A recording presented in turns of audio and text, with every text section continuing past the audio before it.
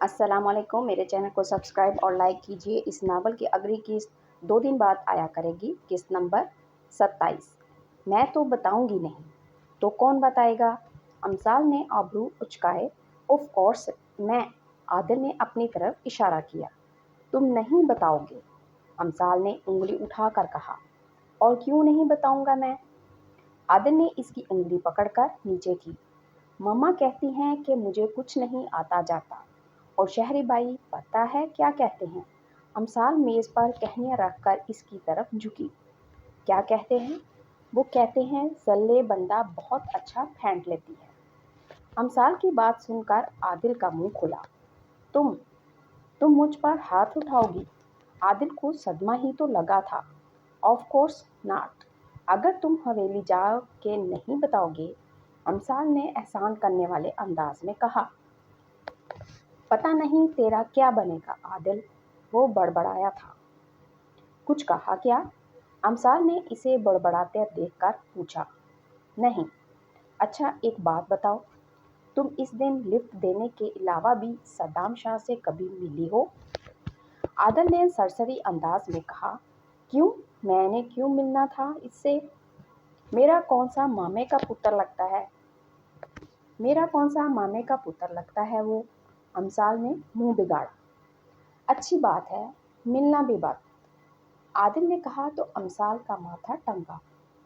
एक बात तो बताओ, इस दिन तुम मुझे अदनान से मिलने से मना कर रहे थे और आज सदाम से। वजह जान सकती हूँ? नहीं। आदिल ने सफाचट इनकार किया। तो वो खामोशी से खाना खाने लगी। वो कैसी है? कुछ देर की खामोशी के बाद अमसाल ने दोबारा शुरू हो चुकी थी। कहाँ? वो खामोश बैठने वालों में से थी। कौन? आदिल ने हैरानी से पूछा। तुम्हारी मशूक। अमसाल ने कहते हुए पानी का गिलास मुंह को लगाया। ला हौला वला कुव्वत। इसने सर झटका। कहाँ से सीखती हो ऐसे लैंग्वेज? इस दिन टांके फिट करने की इस दिन टांके फिट करने का कह रही थी और आज ये लफ्ज।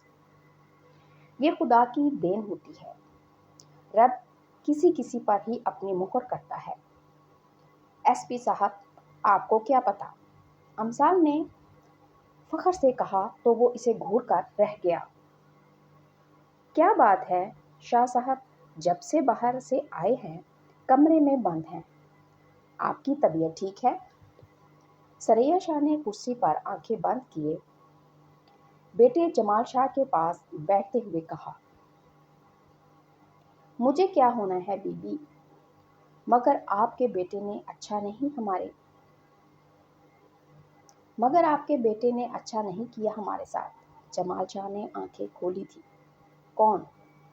किसकी बात कर रही है? आपको पता है, जब अपने ही बच्चे अजनबियों की तरह सलाम करें और ला इल्मी से हाल चाल पूछें तो दिल पर क्या गुजरती है। आज मैं अमसाल और आदिल से मिला था जिस तरह वो अजनबियों के जैसे मुझसे मिले हैं। यकीन करो जैसे किसी ने मेरा कलेजा नोच लिया। अमसाल तो चलो नहीं जानती, लेकिन आदिल तो जानता है ना, और ये भी जानता है कि जो हुआ इसमें हमारी कोई गलती नहीं थी। आपको पता है वो मुझे अंकल कह रही थी। मेरी लाडली बेटी की बेटी, मेरी नवासी, मुझे किसी पराये की तरह अंकल कह रही थी। आप अंदाज़ा नहीं लगा सकते कितनी तकलीफ हुई होगी मुझे।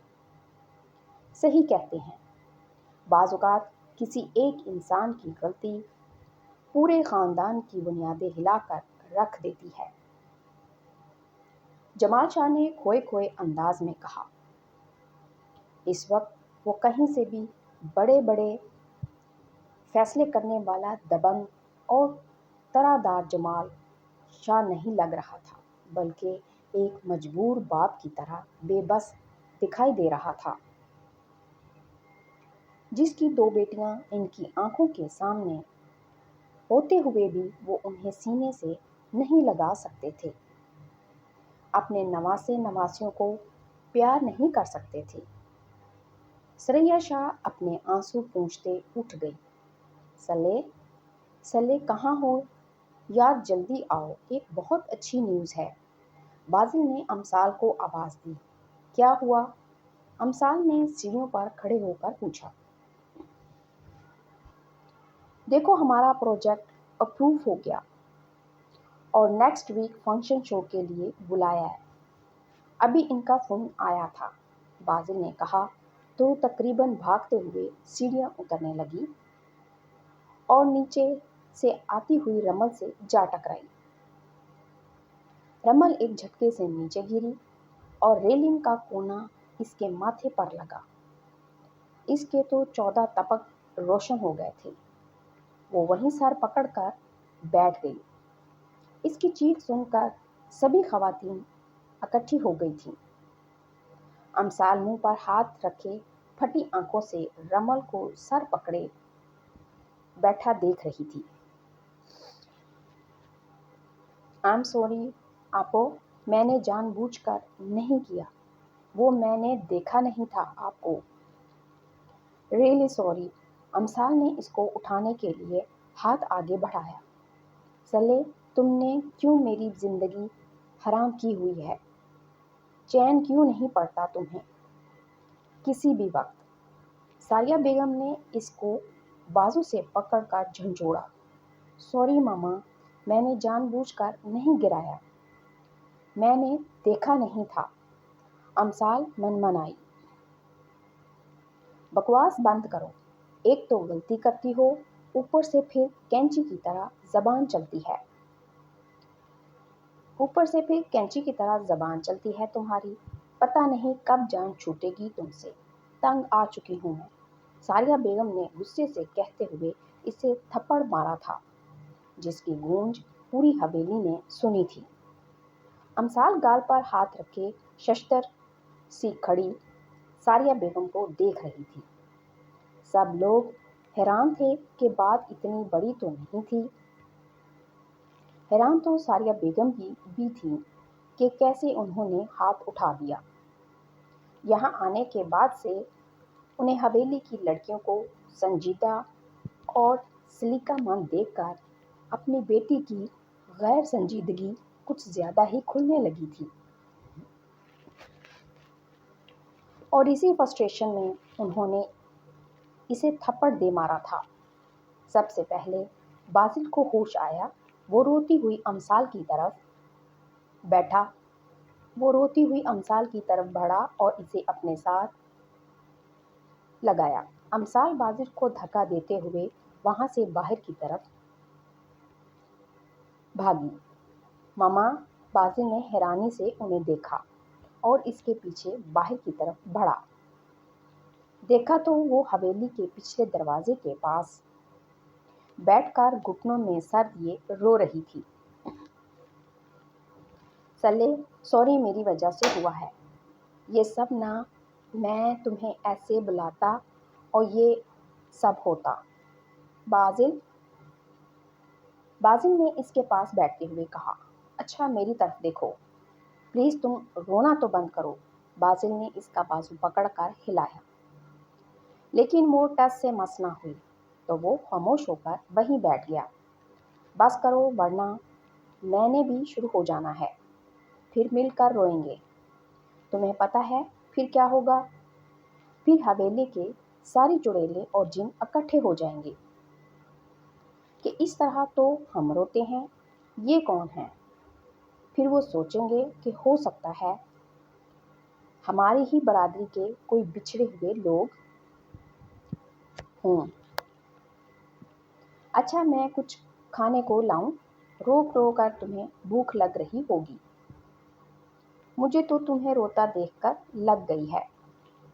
बाजिल इसका ध्यान बटाने की कोशिश कर रहा था, मगर वो हनूज रोए जा रही थी।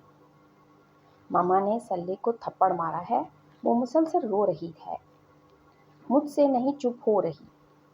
आप प्लीज आ जाएं। जब काफी देर बाद भी वो चुप ना हुई तो बाजिल ने मैसेज लिखकर शहरयार और रासिम साहब को भेज दिया। अदीब आउट ऑफ कंट्री था।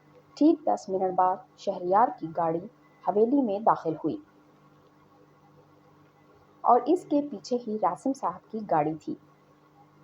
سلے سلے بازی کہاں ہو؟ شہریار نے ہال میں داخل ہوتے ہی آوازیں دینا شروع کر دی تھیں۔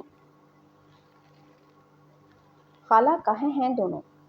ان کی طرف سے کوئی جواب نہ پا کر شہریار نے ختیجہ بیگم سے پوچھا۔ پچھلے دروازے کی طرف۔ ان کی بات مکمل ہونے سے پہلے ہی وہ اس طرف بڑھا اور اس کے پیچھے راسم صاحب بھی وہاں پہنچے تو امثال گھٹنوں میں سر دیے سسکیاں لے رہی تھی اور بازل اس کے پاس بیٹھا تھا۔ سلے بھائی کی جان کیا ہوا؟ ادھر میری طرف دیکھو، شہریار نے کہا تو اس نے سر اٹھایا۔ اس کی سوجی ہوئی آنکھیں اور آنسوؤں سے تر چہرہ دیکھ کر شہریار اور راسم صاحب دک رہ گئے۔ سلے بابا کی جان کیا ہوا؟ راسم صاحب نے اس کو ساتھ لگا کر اس کا سر چوما۔ بابا بابا مما نے اتنی زور سے مارا ہے، امثال نے زور و شور سے روتے ہوئے کہا تو انہوں نے ساریہ بیگم کو آواز دی۔ دماغ خراب ہو گیا ہے کیا؟ کیوں ہاتھ اٹھایا ہے اس پر؟ راسم صاحب وسیلے لہجے میں کہا تو ساریہ بیگم نے انہیں ساری بات بتائی۔ اچھا کوئی بات نہیں، مما ہیں وہ تو مما تو کبھی کبھی مار لیتی ہے نا، اس طرح روتے تو نہیں ہیں۔ شہریار اس کے آنسو صاف کیے، اس لیے نہیں رو رہی، آپ کو پتہ ہے مما نے مجھے کہا ہے کہ پتہ نہیں ان کی جان کب چھوٹے گی مجھ سے۔ امثال نے ہتھیلی سے اپنا گال رگڑا تو شہریار اور راسم صاحب سن ہو کر رہ گئے۔ مما اگر آپ اتنے ہی تنگ آ گئے ہیں تو بتا دیں، میں اسے اپنے ساتھ لے جایا کروں گا، لیکن ایسے تو مت کہیں، شہریار نے ماں کی طرف دیکھتے ہوئے کہا۔ تو اس کی آنکھوں میں آنسو دیکھ کر ساریہ بیگم کی آنکھیں پھٹی تھیں۔ شہری میں نے غصے میں کہہ دیا تھا، میرا وہ مطلب نہیں تھا، اور اسے دیکھو کیسے ہچکیاں لے لے کر رو رہی ہے، جیسے میں نے تھپڑ نہیں گولی مار دی ہو۔ کوئی ایک بھی حرکت ہے اس کی لڑکیوں والی، سارا دن جان آزاد کیے رکھتی ہے۔ حویلی کی باقی لڑکیاں بھی تو ہیں، بس اب ایک اور لفظ بھی مت کہنا۔ ہاں وہ نہیں ہے حویلیوں کی لڑکیوں جیسی، کیونکہ وہ میری بیٹی ہے۔ آپ جانتی ہیں کیا اپنی بیٹی کے بارے میں؟ باہر نکل کر کسی بھی کچی آبادی والے علاقے میں جا کر پوچھیں، وہ بتائیں گے کہ آپ کی بیٹی کیا ہے۔ ان لوگوں سے جا کر پوچھیں جن کے ہاں یہ دونوں بہن بھائی ہر مہینے اپنی پاکٹ منی سے، جس کے اتنے زیادہ ہونے پر آپ کو ہمیشہ اعتراض رہا ہے، راشن پہنچاتے ہیں۔ ان سے پوچھیں جن کے بچوں کی فیس دیتے ہیں۔ یہ جو آپ کو شکایت رہتی ہے نا کہ یہ دونوں آدھی آدھی رات تک انٹرنیٹ پر بیٹھے رہتے ہیں، یہ فلموں اور گیموں میں اپنا وقت ضائع نہیں کرتے، بالکل فری لانس ویب سائٹ پر کام کرتے ہیں، جس کے پیسوں سے شاہ ہاؤس کے نام سے انہوں نے فرینچ بنایا ہوا ہے۔ ان میں رہنے والے لاوارث بچوں اور بوڑھوں سے جا کر پوچھیں کہ آپ کے بچے کیا ہیں۔ ارے آپ کو تو یہ بھی نہیں پتا ہوگا کہ ابھی حال ہی میں انہوں نے اپنی گاڑی بیچ کر ایک فیملی کی بیٹی رخصت کی ہے۔ آپ کو کچھ نہیں پتا، آپ کیسے جان سکتی ہیں؟ آپ کو ان کے عیب دیکھنے سے فرصت ملے تب آپ کچھ دیکھیں نا۔ میں بتاتا ہوں آپ کو، میرے بچے اپنے باپ کا فخر اور اپنے بھائیوں کا غرور ہیں۔ آج کے بعد میری بیٹی کا کمپیریزن کسی کے ساتھ مت کیجیے گا، کوئی اس کے جیسی ہو ہی نہیں سکتی۔ اور جہاں تک رہی ان کی شرارتوں کی بات، تو اگر کوئی ان کی شکایت لے کر آئے تو اسے ہمارے پاس بھجوا دینا، ہم خود دیکھ لیں گے۔ آپ کو آئندہ ان کے کسی بھی معاملے میں بولنے کی ضرورت نہیں۔ راسم صاحب کے انکشافات پر سبھی دھنگ تھے۔ ان شرارتوں کی پوٹلیوں سے کہاں انہوں نے اتنا کچھ ایکسپیکٹ کیا تھا۔ ساریہ بیگم آنکھیں اور منہ کھولے حیرانی سے کھڑی تھیں۔ شاک تو شہریار کو بھی لگا تھا۔ اس کے نٹ کھٹ سے بہن بھائی اتنے حساس اور خیال رکھنے والے تھے۔ کہاں اس نے سوچا تھا ان کے بارے میں سب جاننے کا۔ دعویٰ کرنے والا شہریار کیسے بے خبر رہ گیا تھا۔ بابا، آپ کو کیسے پتا؟ بازل نے حیرانگی سے پوچھا۔ باپ ہوں تم لوگوں کا، بے خبر نہیں ہوتا۔ تم لوگ کب کہاں جا رہے ہو سب کی خبر ہوتی ہے مجھے، راسم صاحب نے جتاتے ہوئے کہا، اور امثال کو اٹھا کر اپنے بازو کے حلقے میں لیے سب کو حیران چھوڑ کر حویلی کے اندر چل دیے۔ کل سے گھر میں بہت خاموشی تھی اور سب لوگ اس کی وجہ سے ساریہ بیگم کو ٹھہرا رہے تھے۔ رات ڈنر بھی ان تینوں بہن بھائیوں اور راسم صاحب نے امثال کے روم میں کیا تھا۔ صبح ورزش کے لیے بھی امثال خود اٹھ کر آ گئی تھی۔ اب بھی وہ نہایت ہی سنجیدگی سے ناشتے کی ٹیبل پر بیٹھی صبر کے ساتھ ویٹ کر رہی تھی۔ خلاف توقع بازل بھی خاموش تھا۔ جبکہ پہلے ایک طوفان برپا ہوتا تھا ناشتے کے ٹائم پر، اور ساریہ بیگم بکھلا کر رہ جاتی تھی۔ بائی، آفس جاتے ہوئے مجھے اور بازی کو بھی لیتے جائیے گا، امثال نے اخبار پڑھتے شہریار کو مخاطب کیا، تو اس نے سر ہلا دیا۔ کیوں پتر، خیریت؟ بی جان نے پوچھا۔ انہیں لگا کہ شاید وہ کل والی بات کے بعد یہاں نہیں رہنا چاہتی۔ دادو، وہ ہمیں شہری بائی کے سٹاف سے ملنا ہے۔ اس لیے؟ ہاں، کیوں سٹاف سے کیوں ملنا ہے؟ شہریار نے حیرت سے پوچھا۔ وہ بھائی ایک چھوٹا سا پروجیکٹ ہے، کافی دنوں سے سبمٹ کروایا ہوا تھا۔ کل دوپہر ان کی کال آئی تھی کہ وہ اپروو ہو گیا ہے، تو اس کے لیے ورکرز کی ضرورت ہے۔ تو ہم نے سوچا کہ آپ کے سٹاف سے بات کر لیتے ہیں، اگر وہ اوور ٹائم لگا لیں تو ہم ان کو پے کر دیں گے۔ امثال نے کہا، اور پروجیکٹ کیا ہے؟ شہریار نے دلچسپی سے پوچھا۔ وہ سرپرائز ہے، بہت جلد پتہ چل جائے گا، امثال نے جواب دیا۔ ویسے کتنی بری بات ہے نا، پروجیکٹ کا پوچھ رہے ہیں، یہ نہیں پوچھا کہ سلے بیٹا آپ کو اسپانسر کی ضرورت تو نہیں؟ امثال نے آنکھیں گھمائیں۔ اچھا بتاؤ، تمہیں پیسوں کی ضرورت تو نہیں؟ شہریار نے مسکرایا۔ ہاں نا، ہے نا، بہت ہے، اس لیے ہماری یعنی امثال شاہ کی طرف سے آپ کو حکم دیا جاتا ہے کہ ایک بڑے پروجیکٹ کے اخراجات کے حساب سے رقم ہمارے اکاؤنٹ میں جمع کروا دی جائے۔ آفس پہنچ کر پہلا کام ہمارا ہونا چاہیے، ورنہ کیا؟ شہریار نے ابرو اچکائے۔ پلیز اچھے بھائی نہیں ہیں، کروا دینا نا۔ امثال نے اس کا ہاتھ پکڑا۔ پل میں اس کا شاہانہ پن غائب ہوتے دیکھ کر وہ ہنسا تھا۔